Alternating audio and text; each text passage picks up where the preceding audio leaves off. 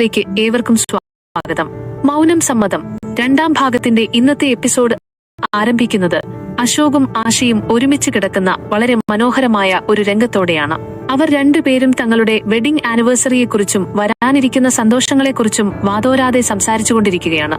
എന്നാൽ സംസാരിക്കുന്നതിനിടയിൽ അശോക് അറിയാതെ ഉറക്കത്തിലേക്ക് വഴുതി വീഴുന്നു. ആ സമയത്താണ് ആശ അശോകന്റെ കാലുകൾ ശ്രദ്ധിക്കുന്നത്. ഒരുപാട് ദൂരം നടന്നതുകൊണ്ട് അശോകന്റെ കാലുകൾ ആകെ ചുവന്നു തടിച്ചിരിക്കുന്നത് കണ്ട് ആശയുടെ മനസ്സ് ആകെ വിഷമത്തിലാകുന്നു.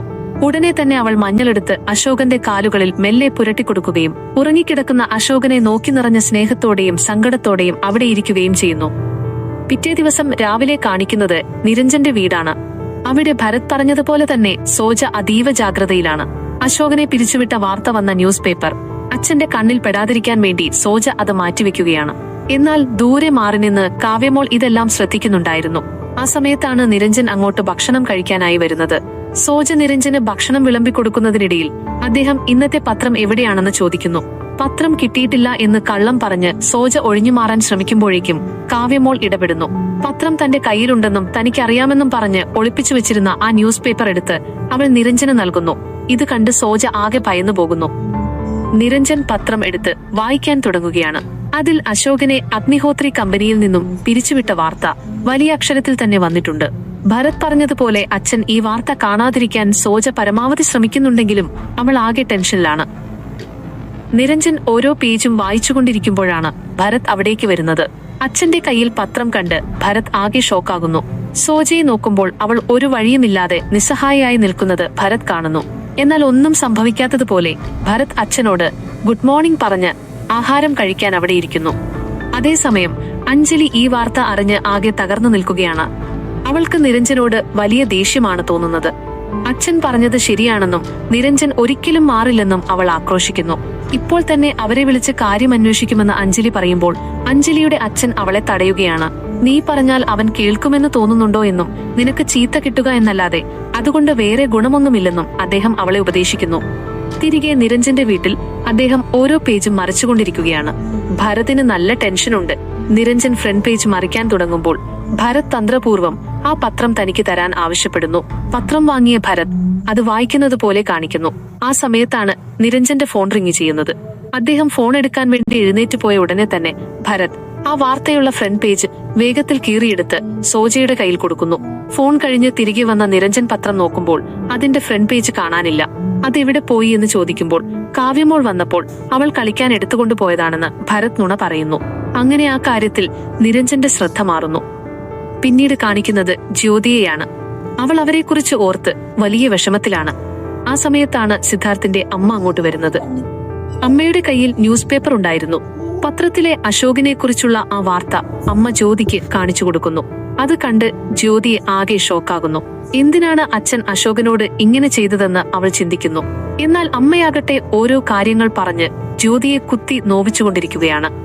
അഞ്ജലിയാണെങ്കിൽ ആ ന്യൂസ് പേപ്പർ ദേഷ്യം കൊണ്ട് കഷണങ്ങളായി കീറിക്കളയുകയാണ്. നിരഞ്ജൻ എന്തിനാണ് സ്വന്തം മകനോട് ഇത്രയും ക്രൂരത കാണിക്കുന്നതെന്നും മകനോട് അല്പം പോലും സ്നേഹമില്ലേ എന്നും അവൾ ആലോചിക്കുന്നു.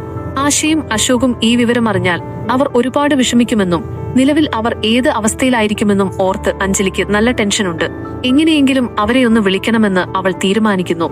ജ്യോതിയാകട്ടെ ആ പത്രത്തിലെ വാർത്ത നോക്കി കരഞ്ഞുകൊണ്ടിരിക്കുകയാണ്. അശോകനെ ഇത്രയധികം ബുദ്ധിമുട്ടിക്കുന്നത് കണ്ടു നിൽക്കാൻ അവൾക്കാവില്ല. ഇത് ഇങ്ങനെ വിട്ടാൽ ശരിയാവില്ലെന്നും അച്ഛനോട് ഇപ്പോൾ തന്നെ സംസാരിക്കണമെന്നും പറഞ്ഞ് ജ്യോതി വീട്ടിലേക്ക് പോകാൻ ഒരുങ്ങുന്നു. ആ സമയത്താണ് സിദ്ധാർത്ഥിന്റെ അനിയത്തി വരുന്നത്. തന്നെ പെണ്ണു കാണാൻ വരുന്ന ദിവസമായതുകൊണ്ട് ചേച്ചി വന്നു തന്നെ ഒരുക്കിത്തരണമെന്ന് അവൾ പറയുന്നു. എന്നാൽ ജ്യോതി തന്റെ കബോർഡിൽ നിന്നും നിനക്ക് വേണ്ടത് എടുത്തോളാൻ പറഞ്ഞ് വേഗത്തിൽ കുഞ്ഞിനെ കൂട്ടി സ്വന്തം വീട്ടിലേക്ക് പോകുന്നു. ആശവസ്ത്രങ്ങളെല്ലാം അലക്കി വിരിക്കാൻ വരുമ്പോഴാണ് അഞ്ജലിയുടെ കോൾ വരുന്നത്. അഞ്ജലി അശോകിനെ കുറിച്ച് മാത്രമാണ് ആകുലതയോടെ ചോദിക്കുന്നത്. അശോകിന് കുഴപ്പമൊന്നുമില്ലല്ലോ എന്നും അവന്റെ അവസ്ഥ എങ്ങനെയുണ്ട് എന്നും അവൾ ആവർത്തിച്ചു ചോദിക്കുന്നു. തന്നെക്കുറിച്ച് ഒന്നും ചോദിക്കാതെ അശോകനെ കുറിച്ച് മാത്രം ചോദിക്കുന്നത് കേട്ട് ആശയ്ക്ക് ചെറിയ സംശയം തോന്നുന്നുണ്ട്. അഞ്ജലി ആ വേവലാതി പുറത്തു കാണിക്കാതെ സംസാരിച്ച് കോൾ കട്ട് ചെയ്യുന്നു. ആശയും അശോകും വാർത്ത അറിഞ്ഞിട്ടില്ല എന്ന് മനസ്സിലാക്കിയപ്പോൾ അഞ്ജലിക്ക് വലിയ സമാധാനമാകുന്നു. ഭരതും സോജയും ഹാളിൽ നിന്ന് രാവിലെ നടന്ന കാര്യങ്ങളെക്കുറിച്ച് സംസാരിക്കുമ്പോഴാണ് ജ്യോതി അവിടേക്ക് വരുന്നത്. ഭരതിനെ കണ്ടയുടനെ ജ്യോതി പൊട്ടിക്കരയുന്നു. അച്ഛൻ എന്തിനാണ് ഇത്രയും വലിയൊരു തീരുമാനമെടുത്തതെന്നും അശോകനെ ഇത്ര ബുദ്ധിമുട്ടിക്കുന്നത് എന്തിനാണെന്നും അവൾ ചോദിക്കുന്നു. ഭരത് അവളെ കെട്ടിപ്പിടിച്ച് സമാധാനിപ്പിക്കാൻ നോക്കുന്നു. അച്ഛനോട് ചോദിക്കാൻ പോകുന്ന ജ്യോതിയെ ഭരത് തടയുന്നു. അശോകന്റെ ഭാഗത്തു നിന്നുള്ള ചെറിയൊരു പിഴവ് കാരണമാണ് അച്ഛന് ഇങ്ങനെ ചെയ്യേണ്ടി വന്നതെന്നും ഇപ്പോൾ സംസാരിച്ചാൽ അച്ഛന്റെ ദേഷ്യം കൂടുമെന്നും ഭരത് പറയുന്നു. സമാധാനിക്കാൻ ജ്യോതിയോട് ആവശ്യപ്പെടുമ്പോൾ എല്ലാം ശരിയാകണമെന്ന് അവൾ ആഗ്രഹിക്കുന്നു. പിന്നീട് കാണിക്കുന്നത് ആശയെയും അശോകനെയുമാണ്. അവർ ഭാവിയിലെ ജോലിയെക്കുറിച്ചും ബിസിനസിനെക്കുറിച്ചും തമാശയായി സംസാരിക്കുകയാണ്. ആ സമയത്താണ് സച്ചിന് ഒരു പെൺകുട്ടി രക്ഷാബന്ധൻ കെട്ടിക്കൊടുക്കുന്നത് അവർ കാണുന്നത്. അത് കണ്ടപ്പോൾ അശോകന് ജ്യോതിയെ വല്ലാതെ മിസ് ചെയ്യുന്നു. തനിക്കും ചേച്ചി ഇങ്ങനെ കെട്ടിത്തരുമായിരുന്നു എന്ന് പറഞ്ഞ് അശോക് ആശയോട് സങ്കടം പറയുന്നു. അവർ തിരികെ മുറിയിലേക്ക് പോകാൻ തുടങ്ങുമ്പോൾ അപ്സര നിലത്ത് കിടക്കുന്ന പത്രത്തിൽ അശോകന്റെ ഫോട്ടോ ശ്രദ്ധിക്കുന്നു. ഇത് നിങ്ങളുടെ ഫോട്ടോ അല്ലേ എന്ന് അവൾ ചോദിക്കുമ്പോൾ ആശ ഷോക്കാകുന്നു. പത്രത്തിൽ എന്താണ് എഴുതിയിരിക്കുന്നതെന്ന് വായിക്കാൻ അപ്സര സച്ചിനോട് പറയുന്നു. അഗ്നിഹോത്രി ബിസിനസ്സിൽ നിന്നും അശോകനെ പുറത്താക്കിയെന്നും ഇനി അവർ തമ്മിൽ ഒരു ബന്ധവുമില്ലെന്നും സച്ചിൻ ഉറക്കെ വായിക്കുന്നു. ഇത് കേട്ട് ആശയും അശോകും ആകെ തകർന്നു പോകുന്നു. ഈ വീഡിയോ നിങ്ങൾക്ക് ഇഷ്ടമായെങ്കിൽ തീർച്ചയായും ലൈക്ക് ചെയ്യാനും ഷെയർ ചെയ്യാനും മറക്കരുത്. സീരിയലിലെ അടുത്ത എപ്പിസോഡുകളുടെ വിശേഷങ്ങളുമായി നമുക്ക് വീണ്ടും കാണാം. കൂടാതെ ഈ എപ്പിസോഡിന്റെ വീഡിയോകളെല്ലാം നമ്മുടെ ഇൻസ്റ്റാഗ്രാം പേജായ അഷ്ലോക് യൂണിവേഴ്സിൽ അപ്ലോഡ് ചെയ്യുന്നതാണ്. അതും കൂടി ഒന്ന് ഫോളോ ചെയ്തേക്കുക.